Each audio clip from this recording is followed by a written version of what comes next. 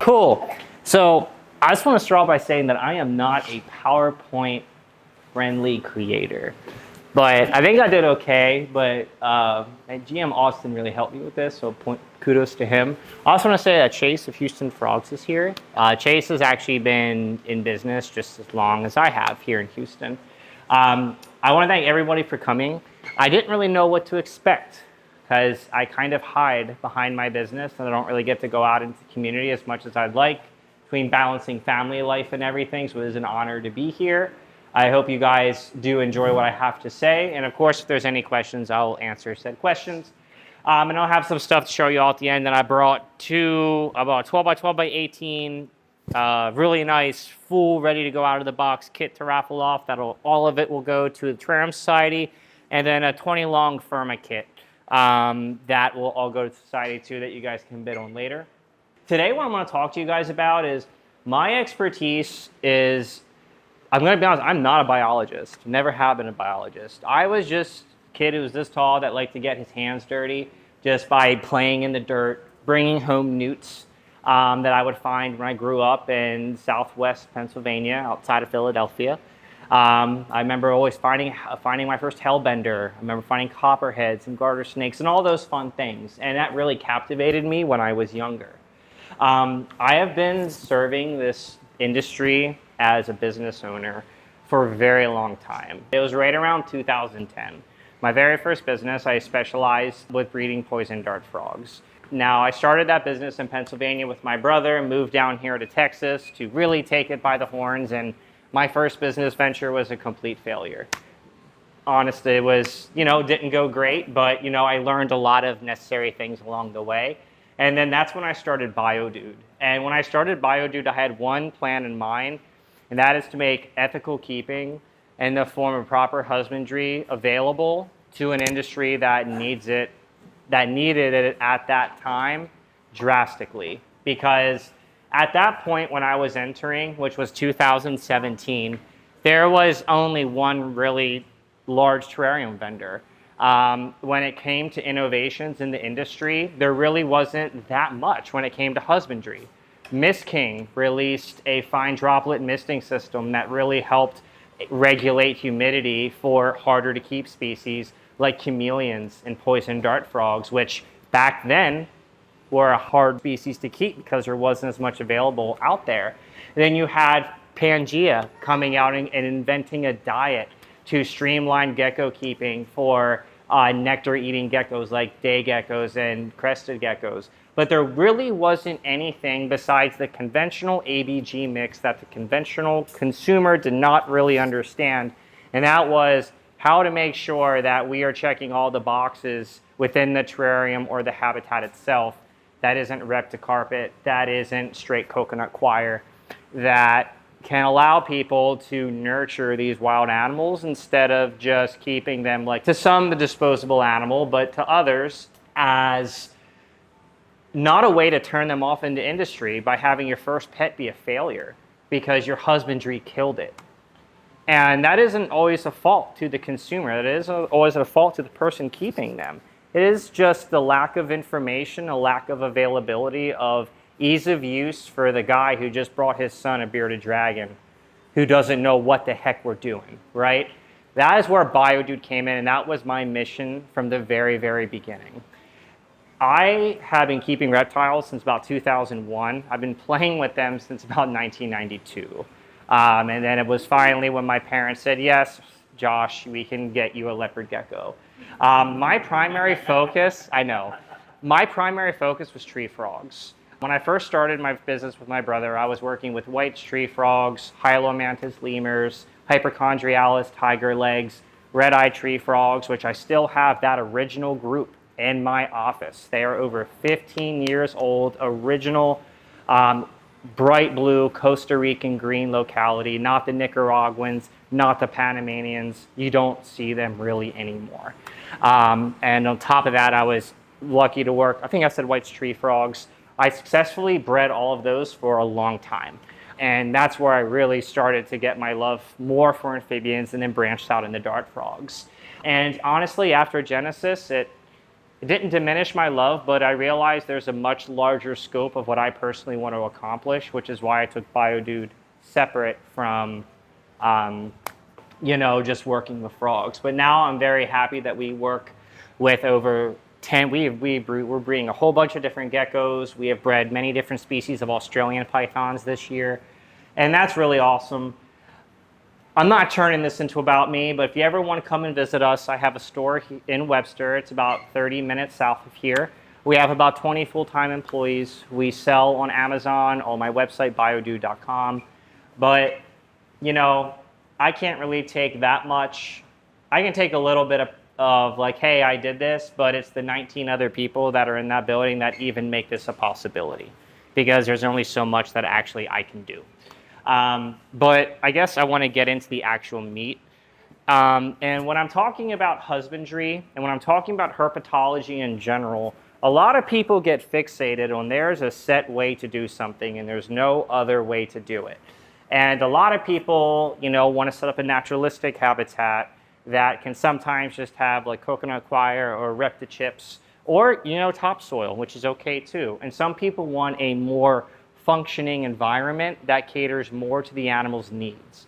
Now, I've been in this field for a long time, and me understanding about keeping animals in a bioactive habitat or just a functioning habitat, because ideally that's what it is, versus a naturalistic habitat is herpetology isn't about controlling animals, it's about recreating the world that they already know.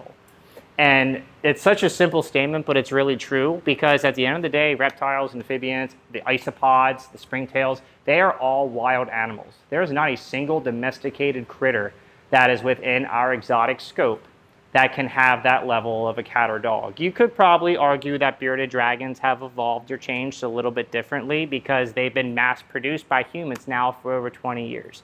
So it's suspect to say that, yeah, there probably is a little bit of change within how their brain works, right? You could probably argue the same with crested geckos with the powdered diets.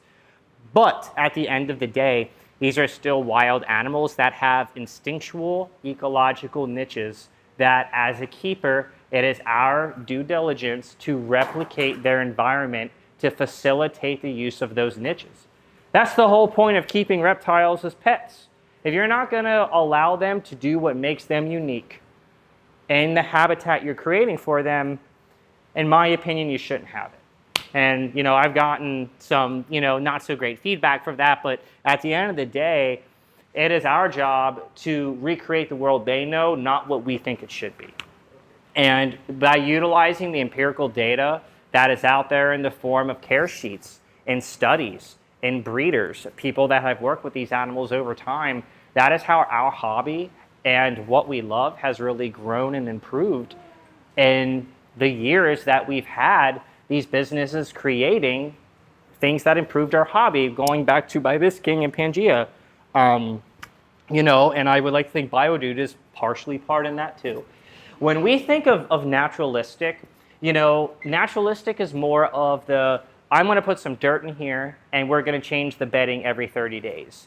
Now, you can still nourish instincts with that. The bedding, the dirt that you make can retain tunnels. It can retain burrows. It can facilitate microclimates, which I will get into. This is very, very important. But at the end of the day, when you bring a new animal home and you put your critter in his habitat or her habitat, there is always those couple days of shock. I'm going to hide. I may not eat.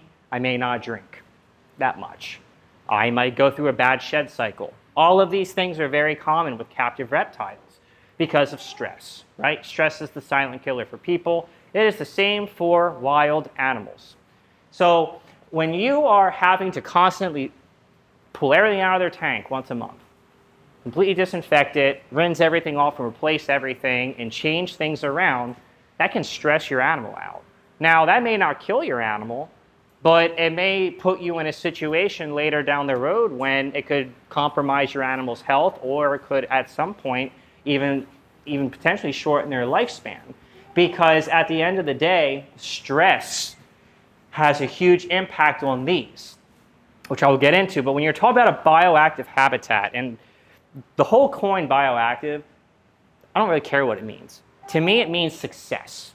If you actually achieve soil health, soil microbes, bacteria, fungus, custodians, that is success, because everything else falls in place like dominoes. And I will get into how that functions. So when you keep reptiles, amphibians, it doesn't matter what you're keeping. There are the 4 successful pillars that I have always followed, and that is shedding, respiration, hydration, and thermoregulation. If you do not have all 4 of these boxes checked with keeping your snakes or keeping your lizards or keeping your frogs, you will at some point run into issues. And all of those things are husbandry backed. And husbandry is the cause and effect, what you're putting into the tank, how you're setting up the tank, how you're maintaining the tank, and what output you're getting.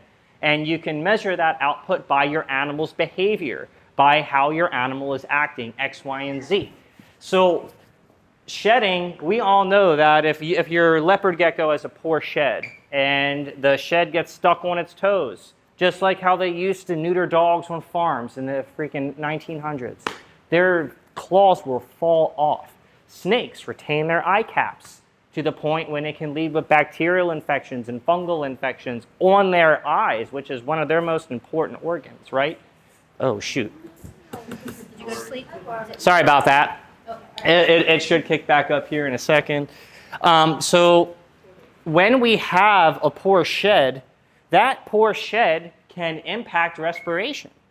Because if there is stuck shed clogging their nose, messing with the heat pits on the side of a python's mouth, even amphibians shed every single day, and they usually eat their skin because it helps keep them healthy.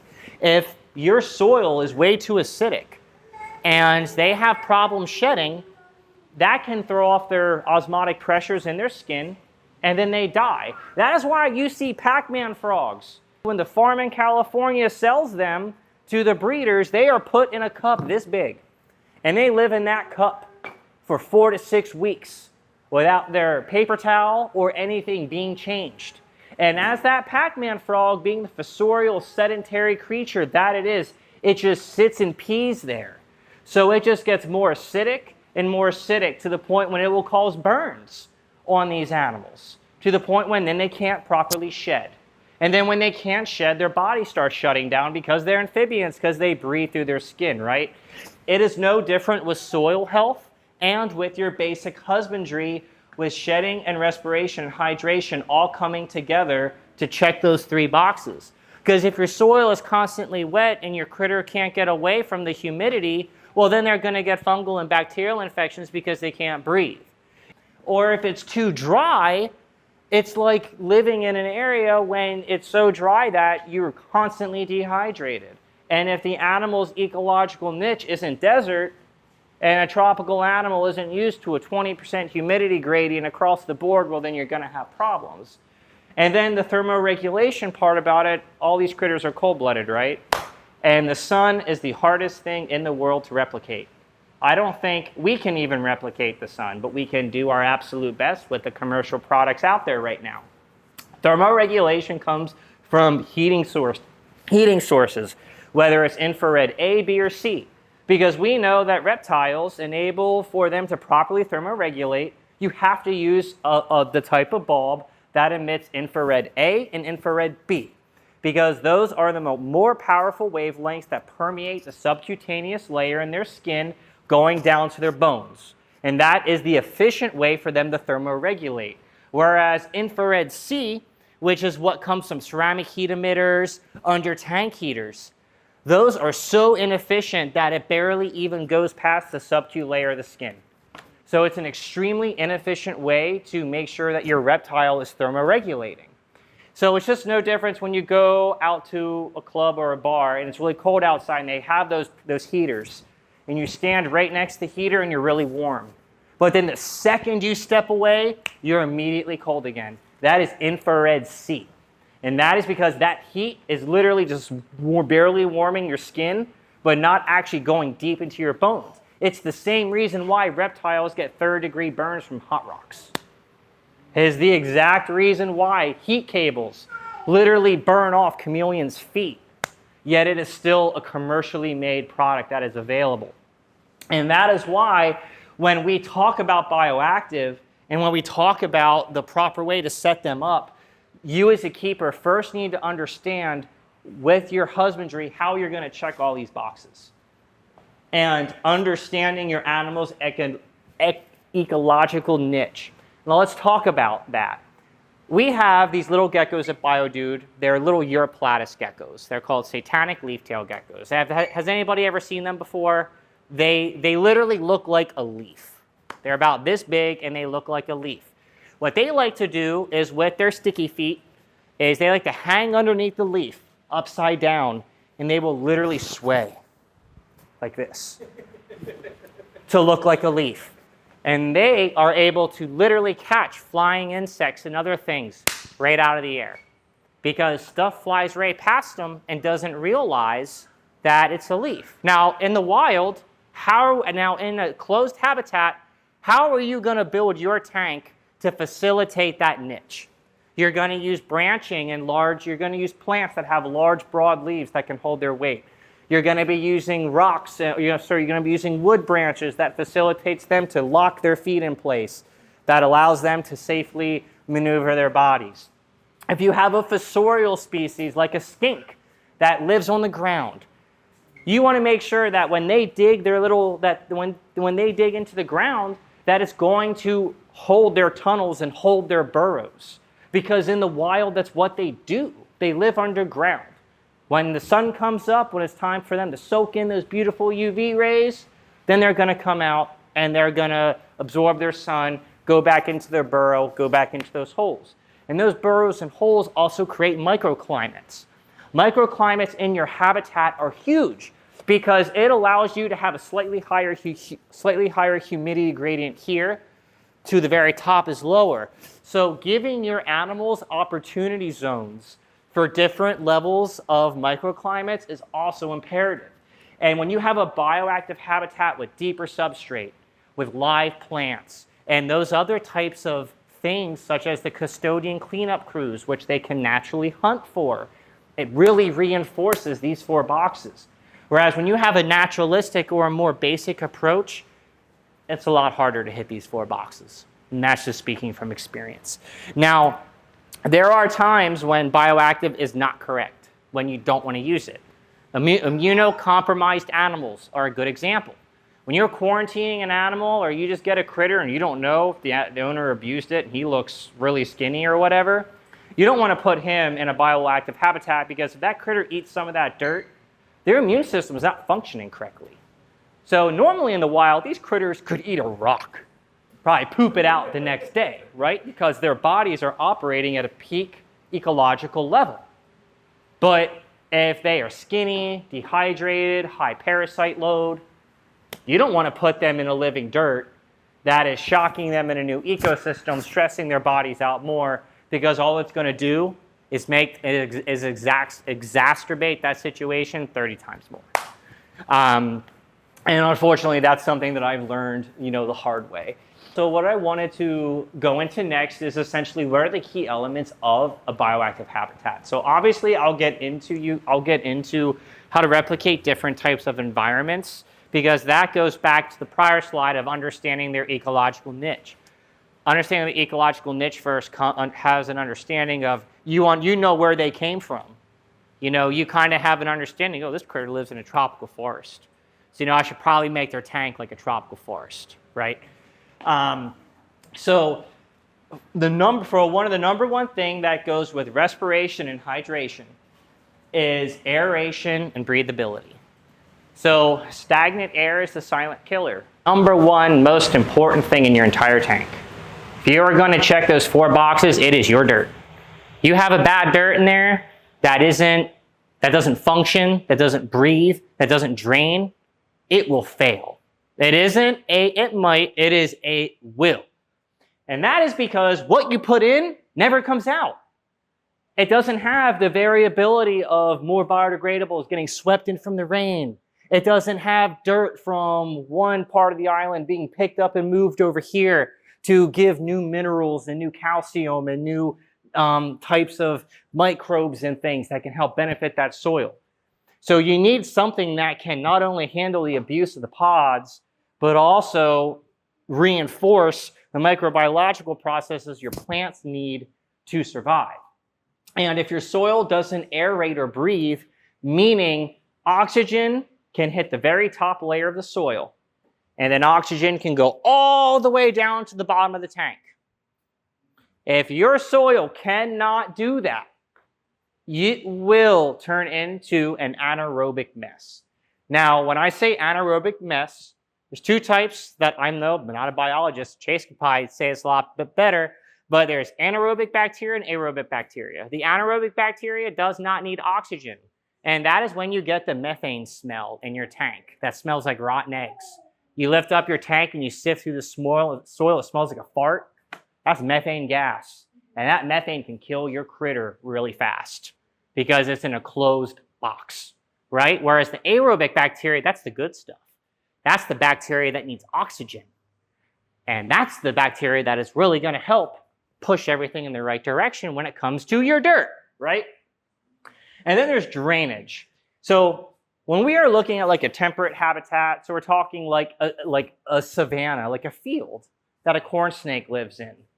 That is clay, heavy mineral-based substrate, not as high as desert, but still well draining, can still hold higher humidity values versus a tropical setup like for a dart frog. Everybody knows that if you have a poison dart frog and you're not using a drainage layer, you're going to have a problem because then you're just going to have puddles of water in your soil. When you're using a drainage layer for your tropical or subtropical setups, it's really important to make sure that your substrate never mixes in with your drainage layer.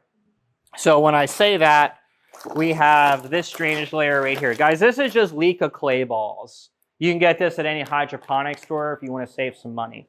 You put this down with like a screen, and then you use a bioactive mix. You can use mine, you can use ABG, you can make your own. Make your own, do your research, and understand what goes into it. Put this right on top. You never want the water level to go past the drainage layer. The whole point of the drainage layer is to make sure that water, excess water, isn't going into your dirt and spoiling it. Now, what is a pain in the butt is when you have to drain that drainage layer. So if you're keeping dart frogs or another type of critter that needs like 95, 100% humidity, 85% humidity, install a bulkhead in there. It will save you a lot of stress and headaches instead of trying to shove a tube all the way down the corner of the tank and try to suck that water out. And let me tell you, I've ingested enough of that water to tell you that it is gross. Yeah, it sucks, but that's okay. That's part of it, right? That's part of the learning curve. But the drainage layer, if you were doing a desert setup, and you need a drainage layer, your husbandry is wrong. If you are building a tank for a ball python and you use a drainage layer, your dirt is wrong because your humidity should not be that consistently high that you need a drainage layer. And that is when, going back to the second slide or third slide, understanding your animal's ecological niches. It isn't just about what makes them unique, it's about where they come from, right? And replicating that. And then we talk about substrate the goods. Now, guys, I did not start this whole thing. All I did was create a door for most people, like-minded individuals like yourself, to be able to do that. There is a lot of ways to be able to get substrate. There are ways to make your own substrate. The best way to fully understand it and to know what you want is to just understand what your substrate has to do. It has to drain, it has to do X, Y, and Z, right? So when you're able to identify those factors, that's when you can do your research and looking in. If you want to go commercial, there are probably 20 other companies out there that are trying to do what we do, and that's okay. But do your research and understand how it functions and how that's going to relate to your daily husbandry. Because at the end of the day, this should not replace the care of your animal. Because a lot of people think like the self-cleaning, self-maintaining, it does eventually do those things. You still have to mist, you still have to add leaf litter, you still have to occasionally put in calcium into the soil and other types of additives in there because the cleanup crew depletes that stuff. You need to watch your hardwoods and make sure there's not too much hardwoods in there that create so much carbon that you have to add worm castings into your dirt. so that way you don't shock your plants. There's a lot of little intricacies that go into the dirt because it's an enclosed ecosystem. What you put in stays in. You can't really take anything out unless you scrap the whole thing, right?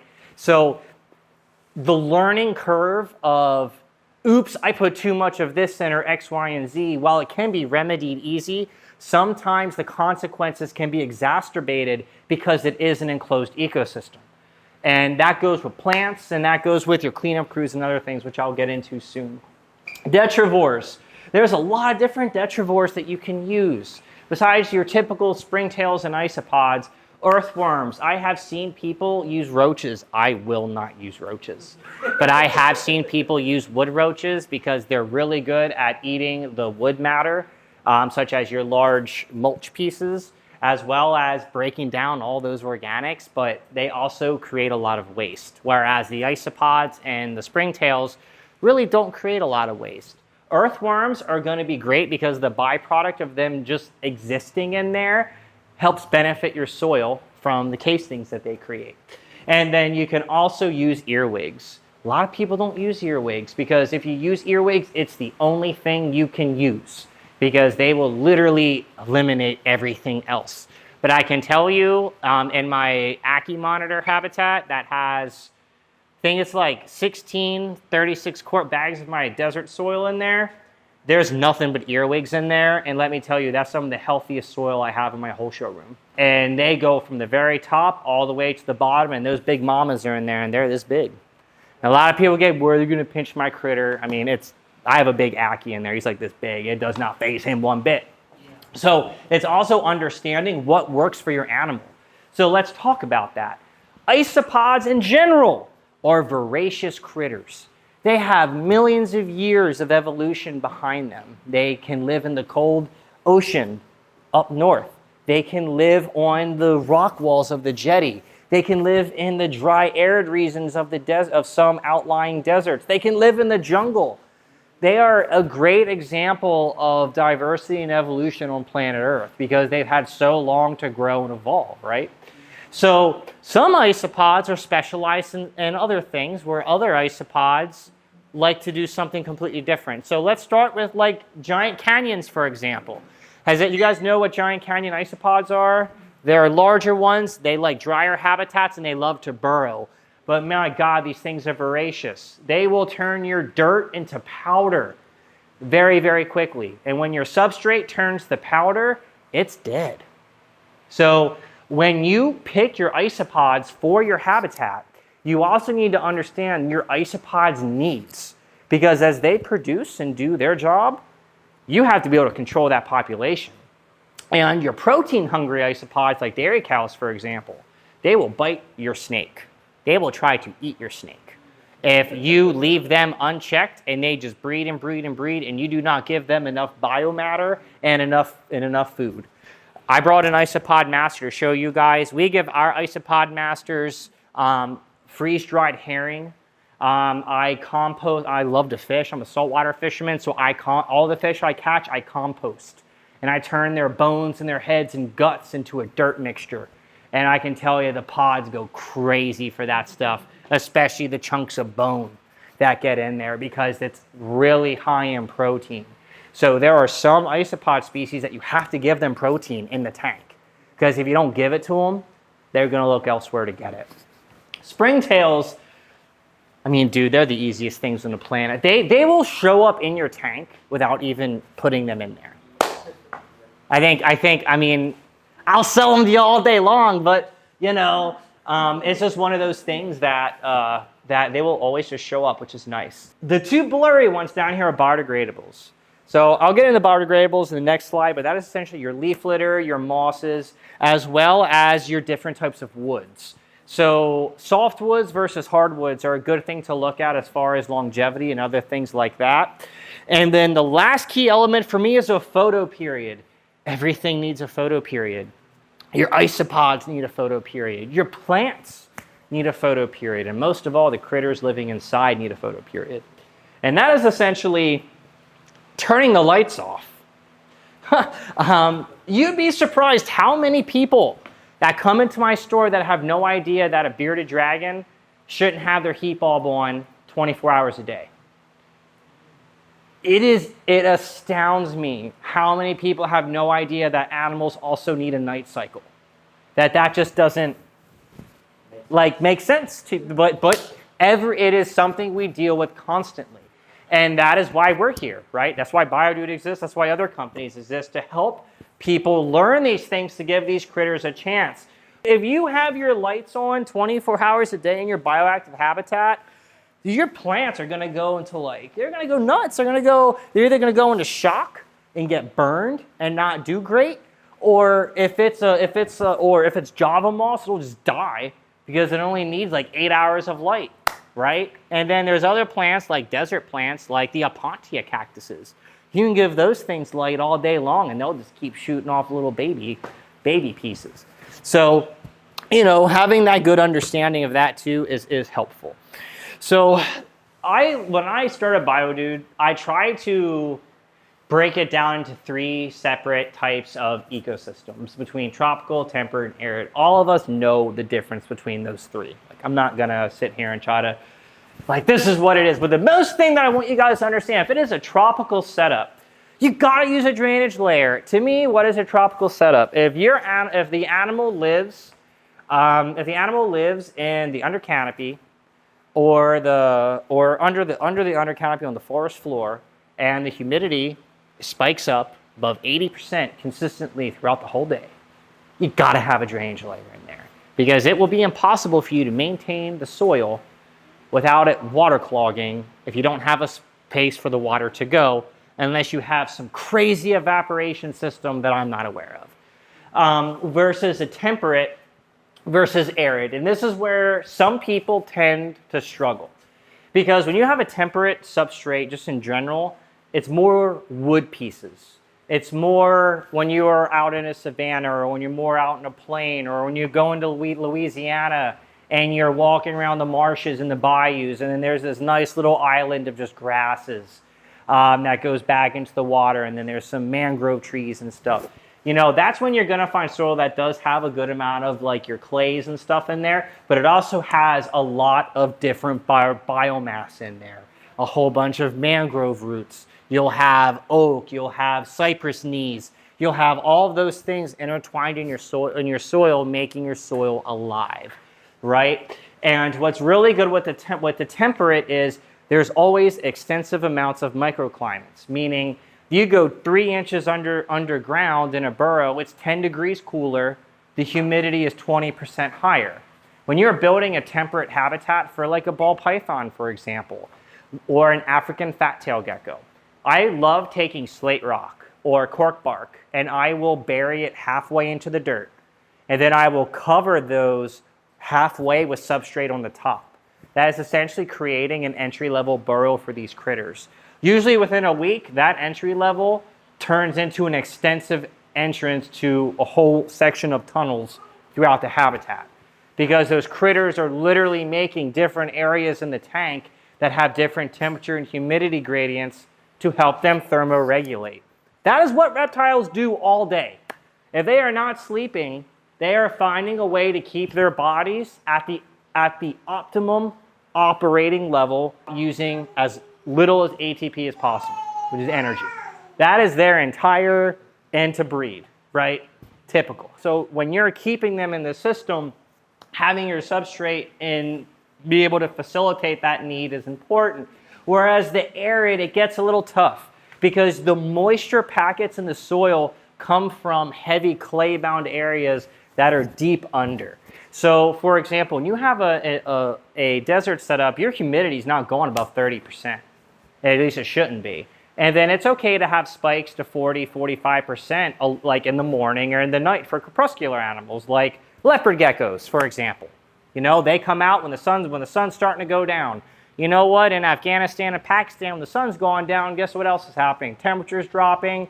Sometimes those little caves that were baking in the sun all day, 2 feet under the ground, they start cooling down. As a result of the cool down, you get water that comes off the rocks. And then they use that opportunity to be able to rehydrate themselves. It is no different for your desert habitat. If you're looking at a commercial mixer making your own, The only question that you need to ask yourself is it going to stay dry at the top and moist in the middle and bottom layers? And if it stays dry at the top, how long does it stay dry at the top without completely drying out? Because the moment your desert substrate completely dries out to be bare dry, you've got to start all over. Because your cleanup crew's dead, most likely, unless it was a very, very, very hardy isopod. Your springtails, which are pretty hard to keep alive, but I have had success with it in moisture pockets under rocks to stay alive. You find yourself constantly struggling with your plants. You find yourself dealing with substrate that gets rock hard, that when you pick it up, it is a brick. Because it's a clay, it's a granite type of mixture, right? So when you are looking for those things, it's really important that as your isopods continually take from the environment, i.e. eating the hardwoods and your plants growing and X, Y, and Z, that substrate can still keep that low humidity at the top, but still keep all of those same microclimates much further down, just like the temperate does. Does that make sense? At least that's how I try to, remember that stuff. So inoculants I've literally had people look me in the eyes and tell me that my BioShot is a snake oil product. And honestly, I'm just like, no, because I have a black thumb. When I started Bldg, I started with maybe 25 plant SKUs. You know how I picked those SKUs? I sent every single one of those plants to my dad. And I said, Dad, I need you to keep these plants alive for 30 days. If Doug Halter kept those plants alive for 30 days, then the guy who's buying that Haworthia for his bear dragon can too. That is literally how I started picking and stocking my plants for my website. Because like Doug Halter, I also have a very bad black thumb, and you really wouldn't guess that knowing the business space that I'm in. But the reason I'm talking about this is because when you are buying substrates, when I source all of my ingredients, when other companies source their ingredients, when you go to buy your mix ingredients from the hardware store, to even get those stuff across the border, it's pasteurized. It's cooked in an oven for a really long time for it to even cross the border. Or it's thoroughly rinsed, or it's desalinized. All of these things, okay? By the time you get your finished product, it's primarily inert. There's nothing in there most of the time. Once in a while you can have, if the people are using like orchid bark and other things like that, you can get like flower pot fungus. Everyone knows it's like the little yellow balls, because that can survive a lot of different things. But what you want to stay away from are things with animal feces inside. So if you're trying to make your own, you want to get a bag of topsoil, just make sure there's not chicken or back guano in it. Because on a normal garden, for that stuff to be able to disperse and do its thing, that's okay. But in an enclosed ecosystem, that is a problem. But that's the fertilizer. That's how plants get their fertilizer, right? So how do you get your plants to have nutrients in empty dirt? So you can inject mycorrhizae. We know that mycorrhizae essentially forms symbiotic relationships with your plant roots, which then the plants use that to create energy, which then helps them grow, right? All those things. So for me, at the end of the day, when we are using the inoculants, it is to help jumpstart the entire ecosystem of what is considered a successful habitat. I've always used this analogy because, well, I like it and I think it's clever. For me, I think of the dirt as your car. That's how I look at it. When I am explaining this to people at shows, I see people's eyes light up like, oh my God, I actually understand what this freckled man is saying. I say, your dirt is the car. Your biodegradable, so you're talking about your cork bark, your nut pods, your sphagnum moss, your leaf litter.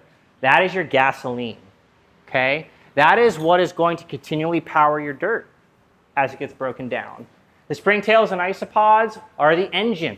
They are the things that are actually utilizing the fuel and breaking it down, right?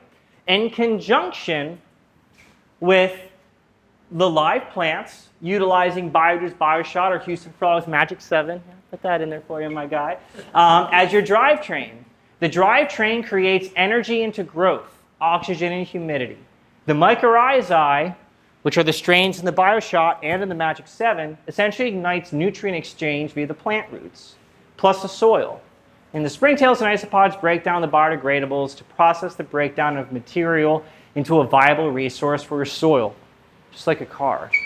Because the car is literally taking that gas as a resource to make it go. It is no different. It's the exact same thing. And this is across every ecosystem on the planet. When you're cycling a fish tank, you are cycling the nitrogen cycle, I believe. So nitrogen cycle, Chase, right? When to turn ammonia into, yes. It's literally almost the same thing, and that happens everywhere. And it's very nice to see. When I was doing, I remember I think it was for college, I read an article that the soil is the most alive community on Earth, because it is.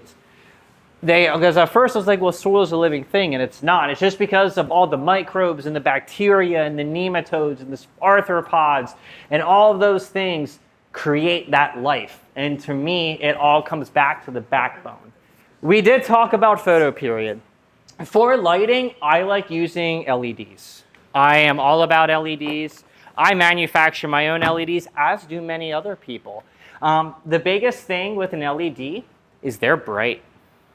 They are really, really bright. So when you have a little habitat, let's talk about a 12 by 12 by 18, okay? And you have a mourning gecko in there, a couple mourning geckos, or a Phelsuma clemeri, something cool, okay? And you put this 12-inch light LED on there. This light's bright. You better give that critter some cover. You better make sure that there are broadleaves in there and there are other ways for that critter to escape the light.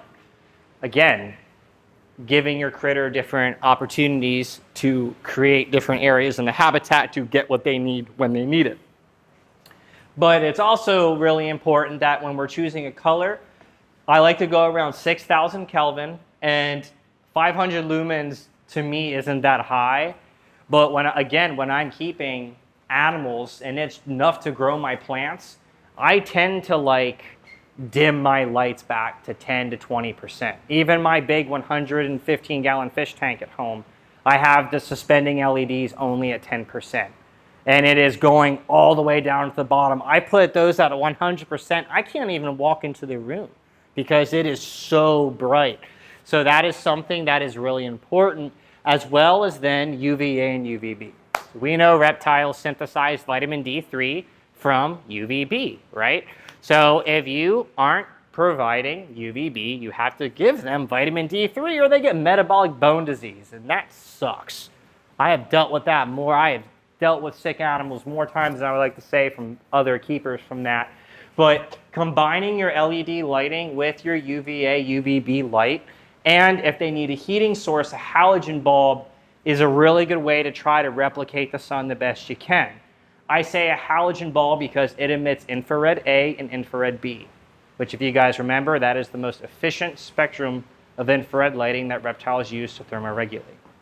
And then of course, with the color spectrum of the LED, that's going to be best to grow your plants, your mosses, and whatever else you need to go. And then the proper spectrum of UVA and UVB, which you dictate via the Ferguson zone, which that's a whole nother conversation. But typically to figure that out, we will use a solar meter under the UVB bulb because the screen filters some out. The height of the tank plays a role with that, how much shade is in the tank, to make sure you are providing this right spectrum. And that can be a challenge in itself. The Flora selection is my favorite part. Because remember how I told you guys that I have a black thumb? So sometimes when our plant shipments come in, I'll be like, hey, Zach, let's set some of these aside. I do the same thing with the wood shipments. If you guys could see the wood collection I have, you would be disgusted. Because this stuff just comes in, I'm like, I want to keep this for me. I'm not selling this to anybody. I'm the same way with a lot of plants. And sometimes I'll put some nicer, higher end plants in my terrariums and then they stay alive. And I'm like, this is amazing. I can't believe I'm able to do this. But the biggest thing I want you guys to remember is what you put in stays in forever. So if you buy a plant from Home Depot, let's use Home Depot. you know, they do a pretty good job at making sure there's no fire ants in there or ant eggs. But, you know, you can get mealybugs. You can get pesticides, herbicides. You just don't know. When I started sourcing my plants, I work with a grower in Florida who owns 500 greenhouses from Florida all the way to Louisiana. And they are able to get me in with the growers that grow the plants a particular way. So that way we can stay away from chicken guano, bat guano, and other things like that. But that isn't always a guarantee. So, as well as making sure that they're not sprayed with nasty, nasty pesticides. So when you buy a plant, you always need to disinfect it. I don't care if the guy is looking at you and telling you he grew it in a sterile environment. Unless it's in a sealed cup in a tissue culture, you need to disinfect it. You know, the owner of Verdant Vivariums, her name's Bonnie, she told me that using bleach does absolutely nothing when disinfecting plants. But that is always what I used, a 10% bleach solution. And I was like, well, how about that, Bonnie? So how I go about doing it now is we will completely de-dirt the plant, meaning we will gently take the root base and we will get all the substrate off of there to the point when it's just the exposed roots. I run it under warm water, completely get everything off, and then we use chlorhexidine. It's the same veterinary disinfectant that we use like on surfaces to kill parvovirus. They say. So we'll let that sit on there for about 10 minutes, then we rinse it off. We let it dry, then we rinse it off again. The whole plant, the whole thing. And that is because Texas in general is awful with their agriculture when it comes to pests. California won't let me ship up there because we're just from Texas. Because we have nematodes and we have fire ants and we have all these invasive critters that somehow just live in our dirt. I don't know. I am not a Texas dirt ecologist. But what I do know is that the USDA has to come and inspect my greenhouse to give me my quarterly certificate for me to even sell plants outside of Texas. And then we have to put that stamp on every single one of our boxes. That is our phytosanitary certificate and our fire ant certificate, just to legally ship them out of Texas. I learned so much these past couple years. The USDA is knocking on my door. Well, Mr. Halter, why are you sending plants to California? I'm like, what? This is how you learn. But disinfecting is really important. Know your plants and requirements and difficulty level, but the plants are for your reptiles and amphibians, not you. And okay, so this is a little bit different. So like that tank over there, that tank is for you. Put whatever you want in there. But if you are building a habitat for a poison dart frog, you should be using bromeliads.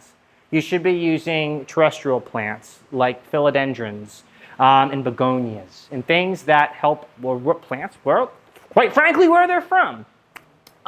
For our Ackie monitor, we have agaves. We had a giant agave in there until he completely destroyed the root system that was like this big. He literally dug his burrow directly under it and just ripped out all the roots, because that's what he does. But that is also about enrichment.